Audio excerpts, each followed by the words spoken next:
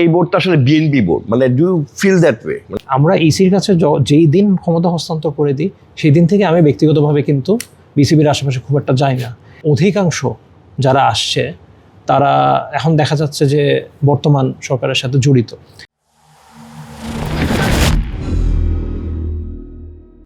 মানে এই তিনজন যে দুই তিনজন আসে না দিকে, তাদেরকে তো বলতে হয় বিড়িটাও।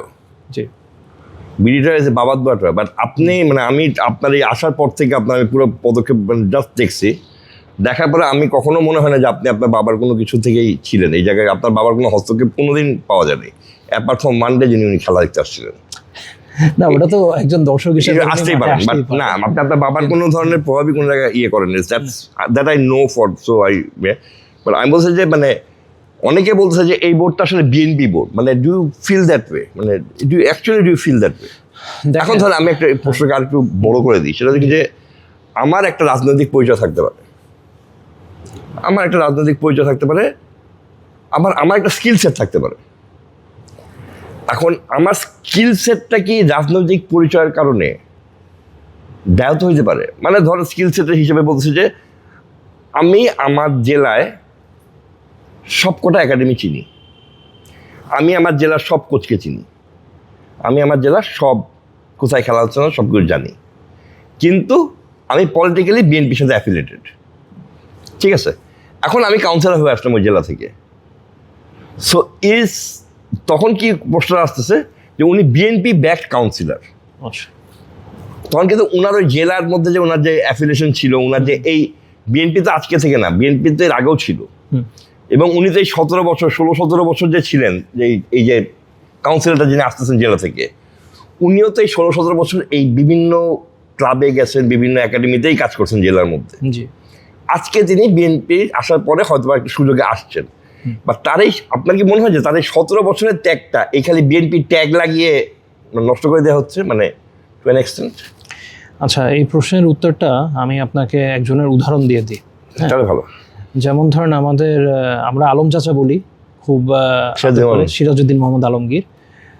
মিডিয়া তাকে এখন আখ্যা দিচ্ছে জনাব তামিম ইকবালের ফুপা হিসাবে, কিন্তু হ্যাঁ উনি তার ফুপা, এটা কারেক্ট, কিন্তু উনি কি আপনার মানে খুব পুরানো সংগঠক নয়? উনি কি আগে বিসিবিতে ছিল না? উনি তো ছিল, তাই না? উনি চট্টগ্রাম ডিভিশন লিগগুলোর জন্য যা করেছে বা তার যে অবদান, সেটা কি আমরা কেউ স্বীকার করতে পারবো না? ওখানে আপনি জাস্ট রুট লেভেলে গিয়ে জিজ্ঞেস করেন যে আলম চাচা মানে তার ক্রিকেটের প্রতি, ডিস্ট্রিক্ট ক্রিকেটের প্রতি, চিরং ক্রিকেটের প্রতি তার অবদানটা কি? ঠিক আছে, এখন আমরা কিন্তু যখন এই পুরা নির্বাচনী প্রক্রিয়া যখন থেকে শুরু হয়ে যায়, আমরা ইসির কাছে যেই দিন ক্ষমতা হস্তান্তর করে দিই সেই দিন থেকে আমি ব্যক্তিগতভাবে কিন্তু বিসিবির আশেপাশে খুব একটা যাই না। আমার কিছু রুটিন ওয়ার্ক থাকে, সেটা আমি আমার কনসার্ন ডিপার্টমেন্টকে বলে দিই যে আপনারাই অ্যাড্রেস করে দেন, because I want to keep the election as fair as possible. I don't want any interruption বা ইন্টারফিয়ারেন্স।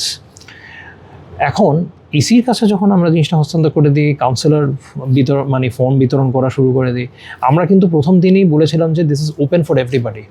ঠিক আছে, আপনার রাজনৈতিক পরিচয় যেটাই হোক না কেন বা আপনার আদর্শ যেটাই হোক না কেন, আপনি যদি ক্রিকেটের জন্য কাজ করতে চান, you are more than welcome to please contribute.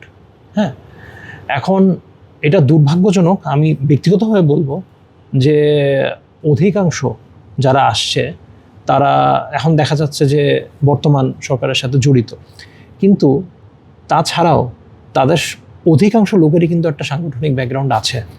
কেউ বেশি এক্সপিরিয়েন্সড, কেউ কম এক্সপিরিয়েন্সড, এটা সত্যি।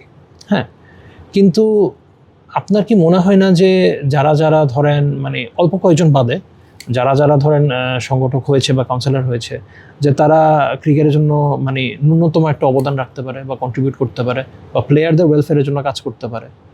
যদি নাই হয়ে থাকে তাহলে মানে এটা সময় বলবে।